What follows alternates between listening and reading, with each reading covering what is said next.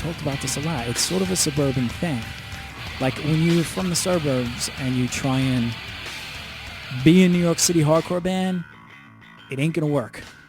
No. But if you're spending a lot of time in a garage. And isn't that why Tommy is fucking beautiful? Yeah. Because there was not an ounce of Tommy from Silent Majority, Yeah. in case you don't know. There was not an ounce of Tommy where he needed that.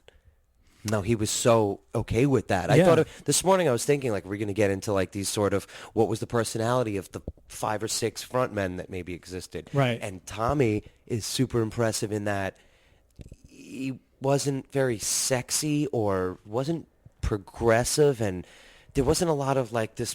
It was not no pretentiousness. It was very. He was a storyteller. That's right, storytelling from the suburbs. New song, or what was the song about? Like getting drafted. Like these were things of he's talking from our height. Like he's not talking at us. He's same height as all of us, and he's talking suburban. He's an Irish Catholic dude. I'm an Italian Catholic dude from 15 minutes west. Like Tommy's remarkable in that he did that and commanded 1,000 kids. Yeah. And there's nothing alluring to middle management. Like he was speaking for us. Like he spoke for middle management, and there was nothing sexy, and he would never wear makeup. Tommy wasn't a victim of any fashion trends. Right. He was reiterating life. Like, okay, I go to Lindenhurst High School at 8 in the morning. I write graffiti. This dude got drafted. I come home. We make a bunch of jokes. Like, I think that was huge as a balance to you, the sexy guy, Tim, the hard dude with a torn up fucking shirt, looks like a junkie. Like, I think that you guys covered the bases, but it's really amazing for Tommy to have gone as far as that Prasanna did, because it's so down to earth. It's so down to earth. It's harder than trying to make a record that sounds like, as much as we love and respect Sick of It All and Agnostic Front and all of that. It's a statement. Those dudes were making statements that literally people in Germany, if they read those lyrics translated, are moved. But that's who they are. But we saw a lot of Long Island bands trying to be Madball. And that was the difference. We were like, we don't reject those bands. We reject that idea. We reject the idea of if you're from 5 minutes. We would hang out in the basement for hours and talk. Yeah, there you go. If you were into a band, someone might play you Led Zeppelin. Yeah. So that's why you would hear certain things. And like that, I've done a lot of interviews for Long Island music. I've done, like a lot of people, Long Island documentaries or anything like that, and had a billion conversations like this.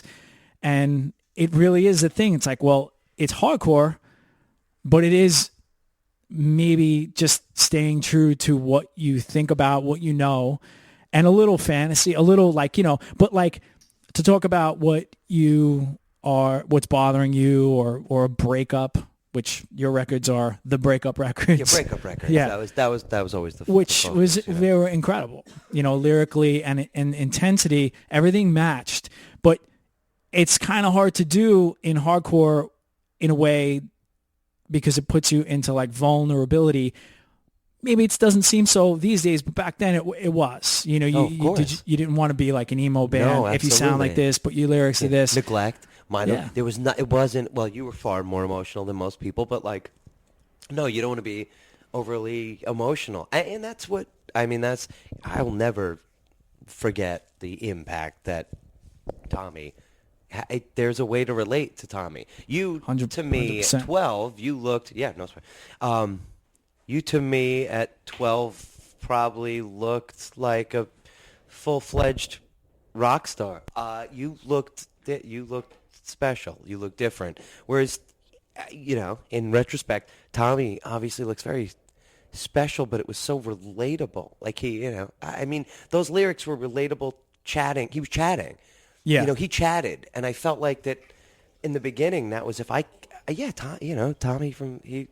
Tommy from Silent Majority, for the record, definitely. If it wasn't for somebody being able to whisper in my ear, really down to earth suburban things, I would never have had the strength as a introverted guy to get 20 years older and write about feelings. I may have listened to Depeche Mode, but that's real music. Right. You can't. Yeah, I can listen to Dave Gahan in 5th grade. You can't do Dave Gahan in 5th grade.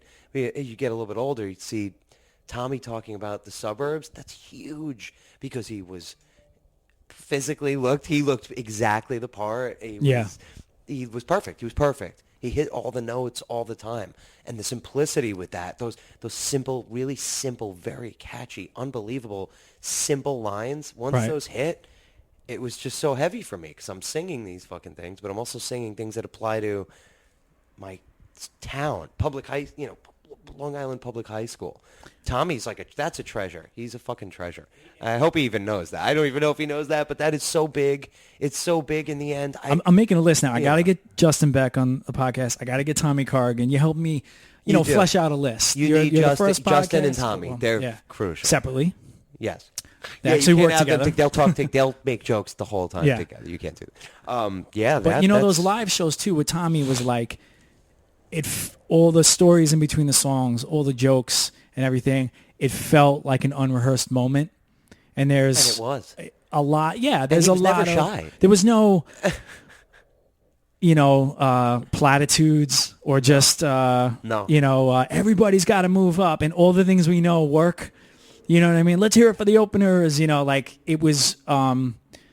So it was on my way to the show type of stories, it always starts with that. Or the person in the front row, and that type of thing. And it makes it seem like it's so easy and it's not. He's born to do it in a way, but it's just, it really is like when I look, Sound Majority is the suburban Long Island band. Oh, perfect.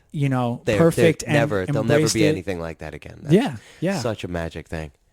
Just a really young little guy from the suburbs who maybe didn't grow up at all yet, Ryan, right? And then Rich, who's just like one of those dudes that everything he says is pretty magic and totally adorable, and he's amazing and loves. He just feels very positive. Rich is a very positive sort of guy. Tommy, who's really positive, but he's like just a little bit older than you might be and really witty. And Tommy's younger than me. Well, to older you. Than you. Older than gotcha. me. Yeah. Oh, no. Yeah, him just being a little bit older. Like, he was the dude, if you're like a freshman, he's like the fucking funny. He was the funny senior. He was really funny and fearless. Like, he's the guy. He's standing around. He's telling stories, and at no point, whatever the chicks were, whatever if it was you, if it was dudes from Neglect, no matter who was there, Tommy felt fully at home making everybody laugh. And that is...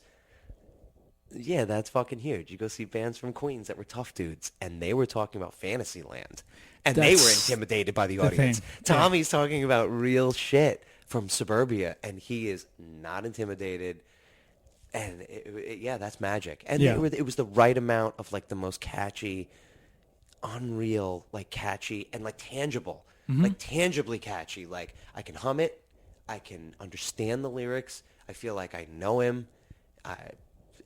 I can do this. Like if it wasn't for Tommy, was really a conduit to kind of stepping into write a bunch of vocals, tell a story. Like he definitely, you did too. Definitely, Mindset Overhaul is that for me as well. But yeah, Tommy's a beat. Yeah, Tommy, you guys, you definitely took suburbia and made it very plausible.